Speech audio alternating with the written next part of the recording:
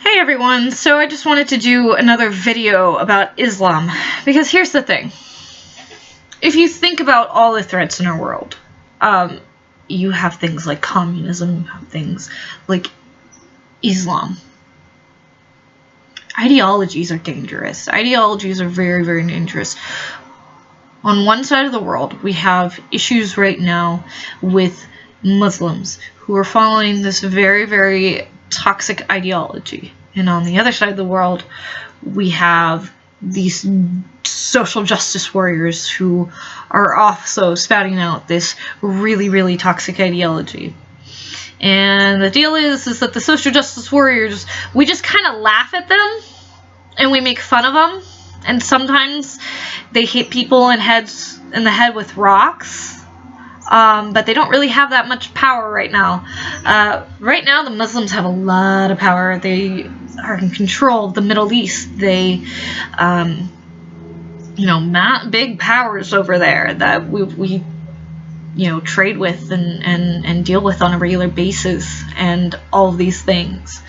And it's so influential in our lives, and we're, letting people from the Middle East who are Muslim migrate to our country. And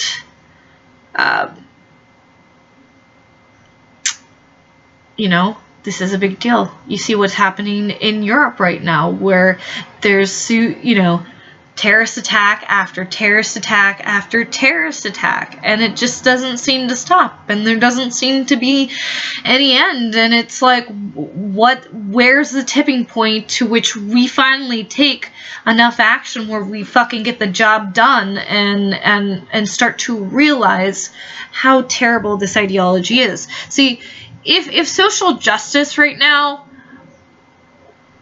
was the bigger threat in the United States, I'd be more concerned.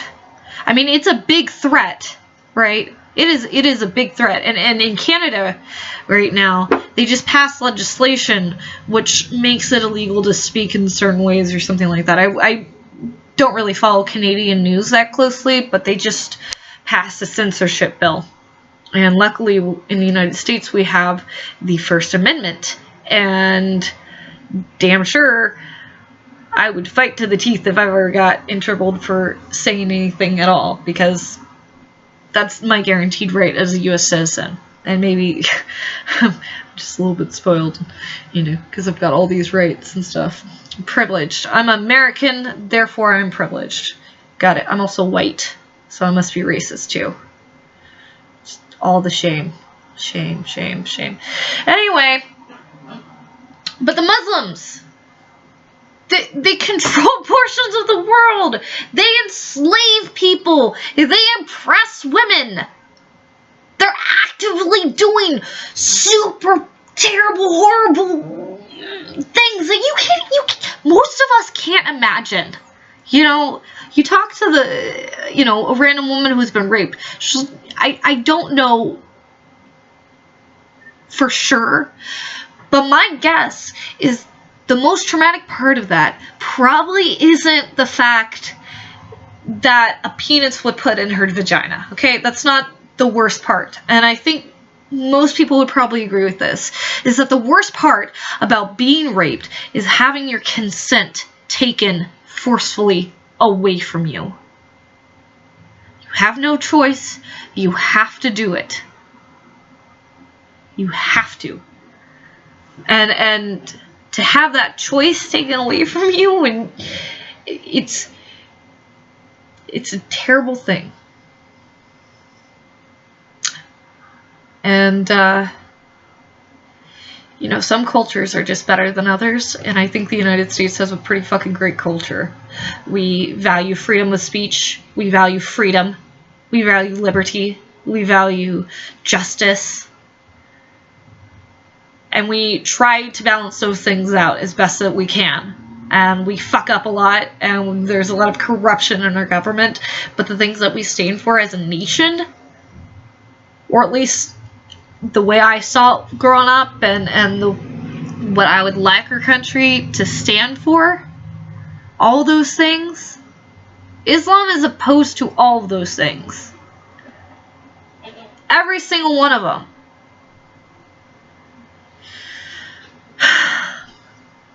In my opinion, it is a very, very weak man who has to force people to follow him. A great man knows how to lead people with just a look. They know how to lead people with just a word. They know how to ask for things nicely and things get done. I don't mean nicely as in, oh my gosh, would you please copy these papers for me? More along the lines of, hey, would you copy these papers for me?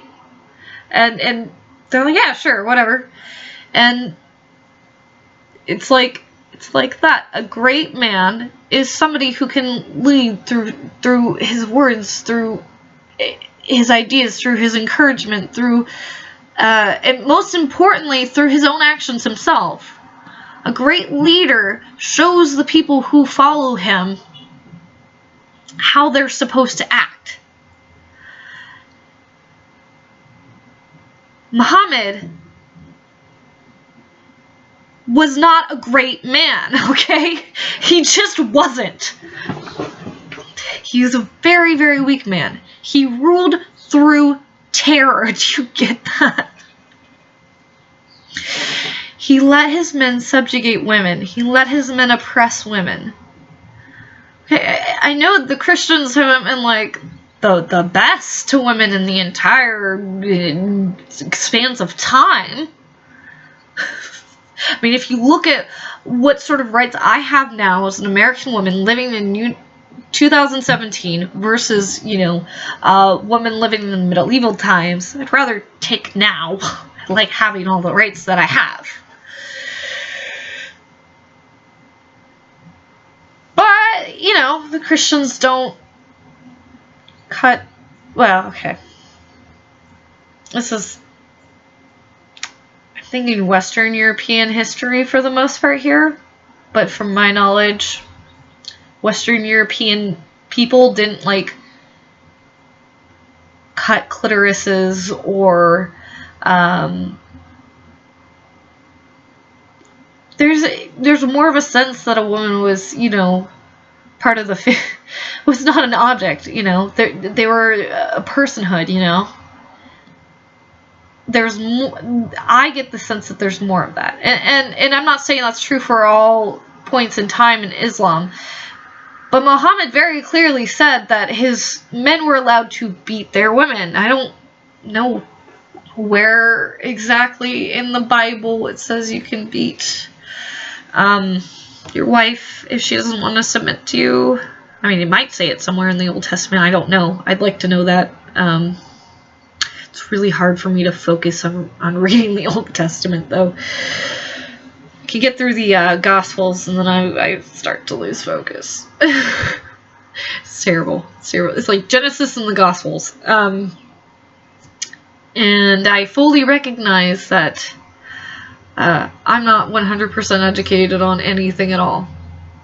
I got that. I just know that Islam is evil because I know enough. I know enough about what it is. And you look at the life of Muhammad, you look at what he wanted. He wanted to take over the world, and he wanted to do it in a way that was very, very violent. He didn't have any truth. He didn't have any good news to share with the world. He really didn't. All he had was force, and that's why the whole religion revolves around submission. Because it's not really Allah that they're submitting to, they're submitting to Muhammad. Muhammad was an egotistical, narcissistic man who wanted control. My guess is that when he was young, because he'd been abandoned by so many people in his life, or not necessarily abandoned, but orphaned would probably be a better word, by so many people in his life, he probably didn't have a good sense of stability. And so I see Muhammad creating this religion of Islam, which means to submit basically to him, Allah, but Muhammad. It's really Muhammad, like, why the fuck would God a god, any god, tell you that it's okay for you to rape a slave girl and get her pregnant? Or why would any god have different rules for the prophet than he does for the regular man? The regular man is allowed to have like 3 or 4 wives. Muhammad had like 9 or 11 at one point. And Allah made an excuse for Muhammad. Muhammad just wanted power and control, probably because he felt out of control of his life, all of his life. And then once he gained a little influence because he married a rich woman, you know, he took advantage of that. And he started saying he was thinking from receiving messages from Allah and stuff like that. And maybe he didn't consciously know that he was doing it. Maybe he really did think that he was a prophet. But everything that Allah said was to Muhammad's benefit. Every single thing.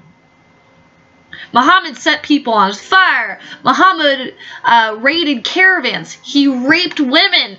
He took slaves. He sold people in slavery. He subjugated Christians and Jews, and he hated Jewish people.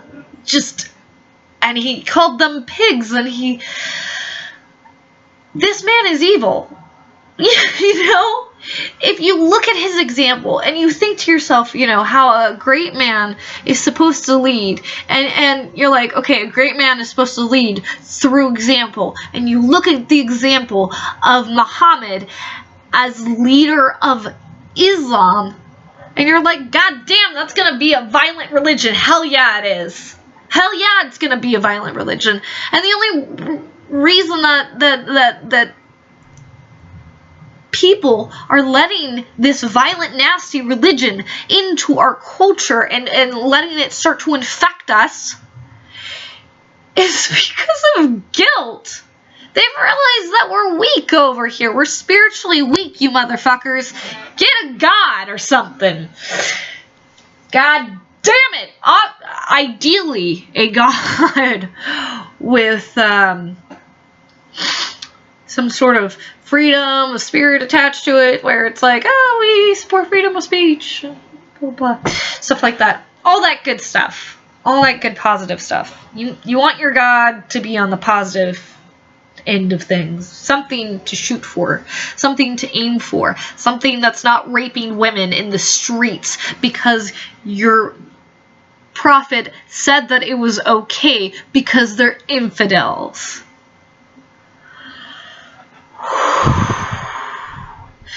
The other thing about being a great leader and being a strong, you know, noteworthy man, somebody who should be remembered,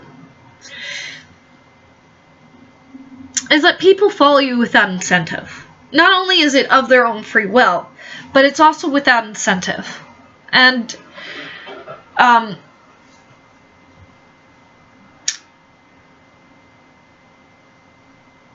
mean, if you look at Muhammad and the way that his followers act, you know, you talk about like the jihadis who come and they blow themselves up. Jihadis who have been caught before they're able to blow themselves up, they're very honest with why they've done what they've done. And they want to get to heaven, to their 72 virgins, and to God, to Allah, and to all the riches that wait in heaven for them. There's an incentive to them to do it. They're not really doing it for Muhammad. They're not really doing it for God. They're doing it for themselves, for their own selfish means, right? And that's not why you should follow an ideology. That's like the marker of an ideology not being true at all, right? Anyway.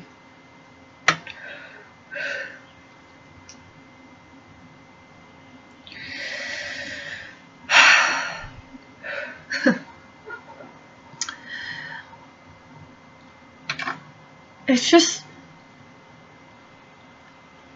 in my mind, having to force somebody to do something doesn't make it good, right? If you have to force somebody to do something, then they're not doing it of their own free will. They're not actually doing something good, okay? It's like...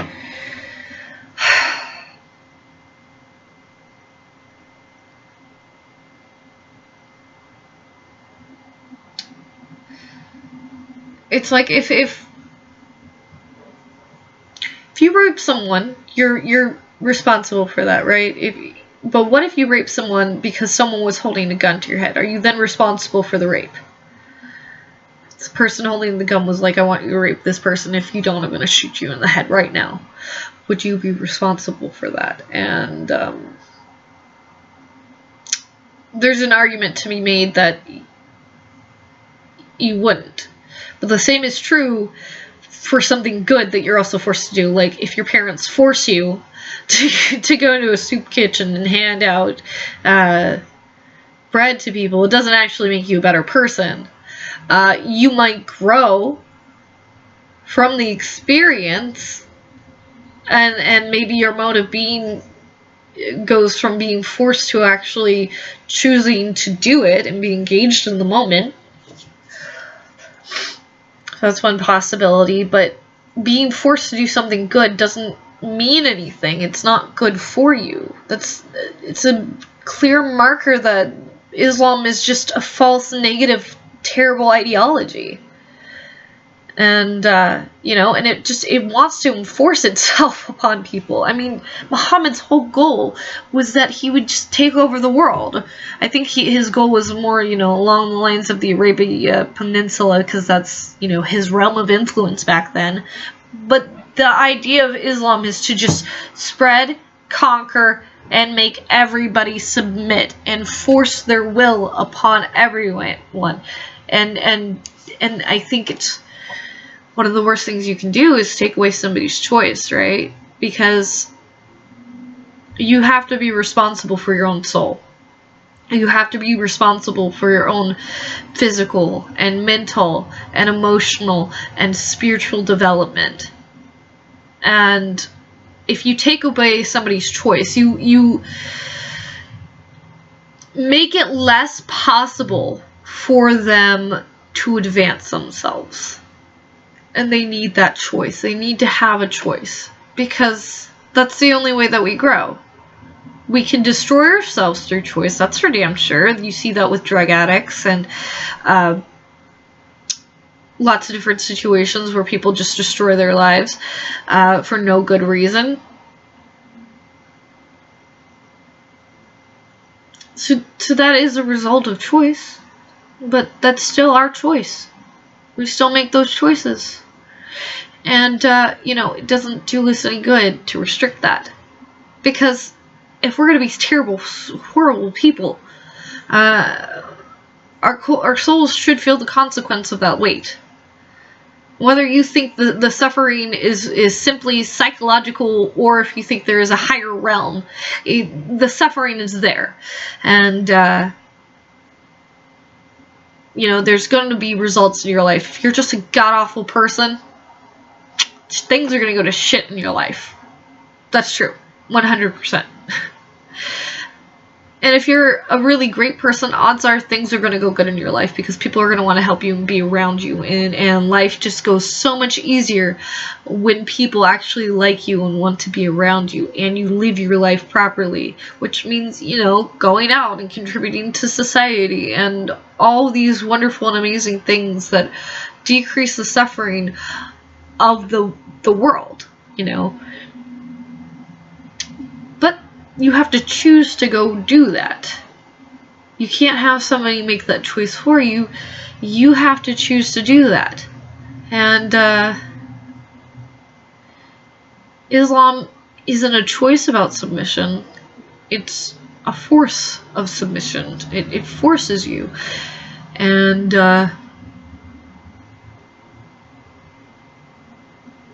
doesn't see women as people. I'm sorry to all the feminists out there who want to fucking support Islam, but it's just, it's something that is antithetical to feminism.